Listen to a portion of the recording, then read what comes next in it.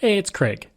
I just wanted to let you know that you can listen to Canadian History X early and ad-free on Amazon Music, included with Prime. Greetings and welcome to another episode of Canadian History X.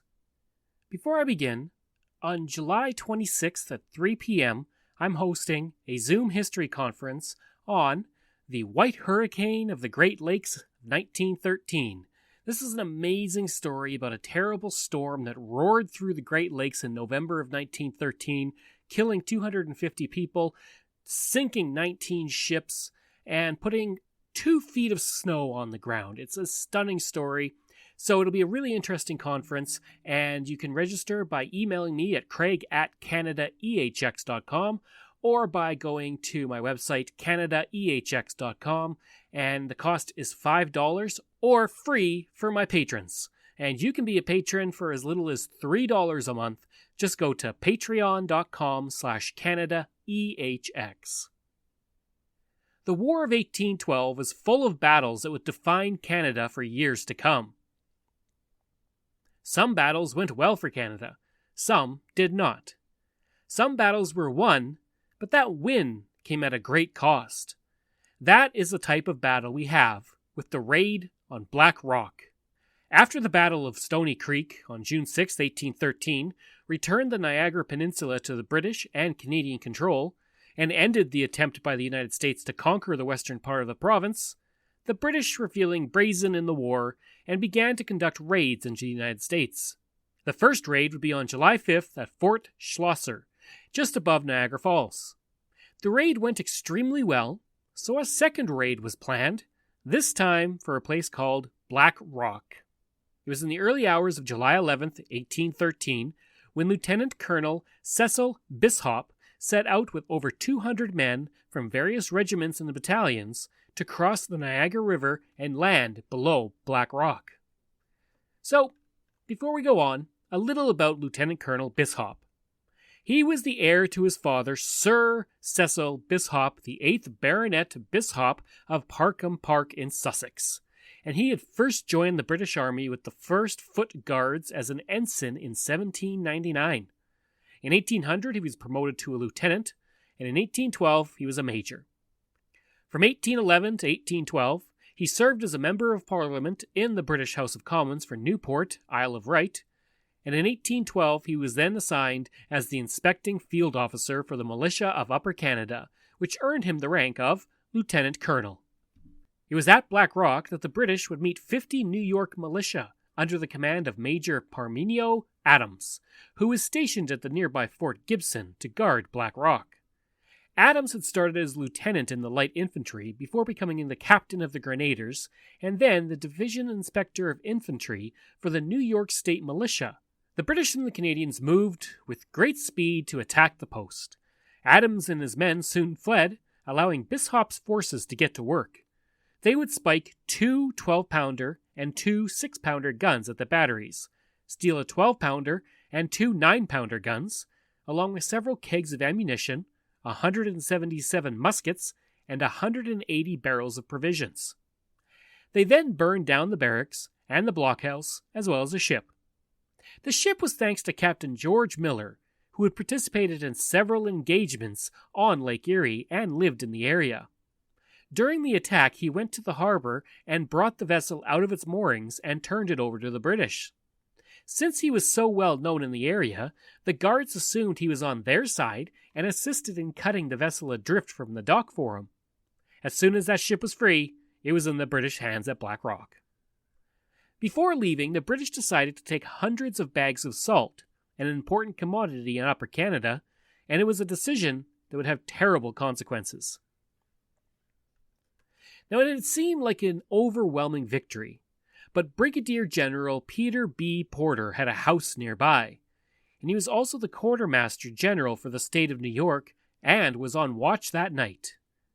Just getting down to sleep, he would hear several British troops run by.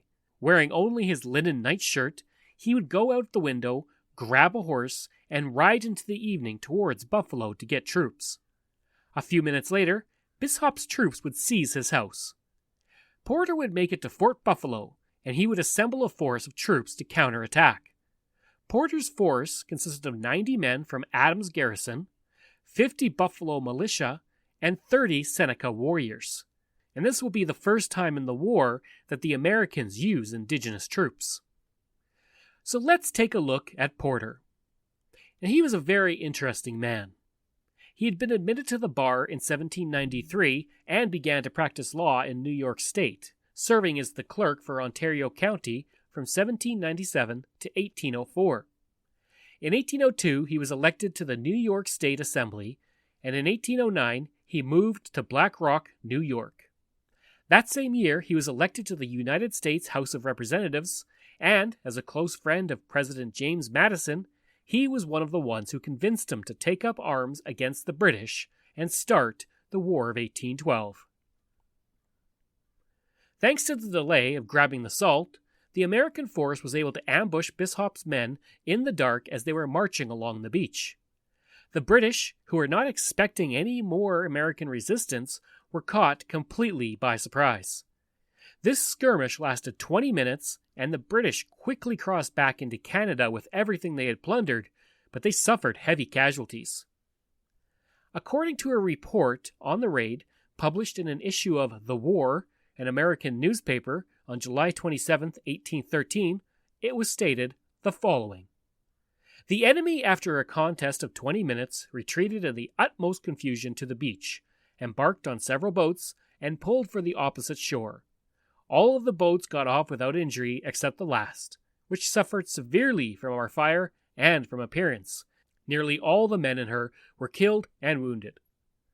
One man who died from his injuries was Bishop. Bishop had been shot 3 times and would die of blood poisoning several days later. The War related its article about Bishop, mistaking his name for Bishop, saying Colonel Bishop was badly wounded and carried into the boat. In the raid, the British suffered 13 killed, 23 wounded, 4 wounded and missing, and 2 missing. The Americans, for their part, captured 17 prisoners, while losing 3 militia and suffering 6 wounded. The article in the war states the 3 men killed on the American side were, on our side, Sergeant Hartman, Jonathan Thompson, and Joseph Wright, who were killed. One man injured in the battle was Captain William Caulfield Saunders, who had been captured by the Americans. He was mentioned in the war in the issue I had related before, where it stated, Captain Saunders of the British 49th was wounded while stepping into his boat, and he was conveyed to General Porter's house. Years later, he would write about the experience of the raid, and I will highlight some parts of the papers written by him. I received a rifle shot in the left side of the chest, which passed out through the right shoulder blade, from which a large stream of blood flowed. When hit, it appeared and struck me at the moment as if a harlequin had stuck with his wand. No sensation. While running from the man who had shot him, who was an indigenous man aiding the Americans, he pointed and ordered a volley on the indigenous man. Pointing to the indigenous man with his arm elevated, a musket ball hit him in his arm, knocking the sword from his hand and leaving his arm, in his words, dangling only by a few sinews. He then fell to the side and injured a rib falling on a tree stump. Captured by the Americans, the general with the Americans ordered his surgeon to deal with the injury to Saunders. He goes on his papers to say, The surgeon attended, cut off my clothes, bound up my wrist, but did not stop the flow of blood from the orifice made in my chest. Don't know whether or not I bled from that or the shoulder bone. The surgeon declared my case hopeless and that I had less than 6 hours to live. They called again in the evening and told me that a handsome coffin and due honors awaited me. He goes on. I told him to give the coffin to some of my men, as I felt assured of not then requiring it. The wound in the chest from unremitting care and attention closed in about 3 weeks. The wrist proved more obstinate and continued open for 2 years, bones constantly exfoliating, and then would close for several months, and bone would again appear. Now, before I end this episode, let's look at the major players who survived the battle. Adams would go on to become the sheriff of Genesee County from 1815 to 1816, and from 1818 to 1821, he would help build the Erie Canal, and in 1822, he was elected to the United States House of Representatives, serving until 1827. He would pass away on February 19, 1832. For Porter, after the war, he was given command of all of the American forces on the Niagara frontier. From 1815 to 1816, he was the Secretary of State of New York, and from 1828 to 1829, he was the U.S. Secretary of War under President John Quincy Adams. He was also a slave owner with 5 slaves. His son, also named Peter, would die at the Battle of Cold Harbor during the American Civil War. His grandson, also named Peter, served in the United House of Representatives. I hope you enjoyed that quick look at the raid on Black Rock in 1813. If you did, please give a rating and review. Again, you can support the podcast at patreon.com/CanadaEHX, and there's tons of benefits to doing so, and you can do so for as little as $3 a month. If you have any questions, you can email me at craig@CanadaEHX.com. And if you want, you can see hundreds of articles on Canada's history at CanadaX.com. Thanks, and we'll see you again next time.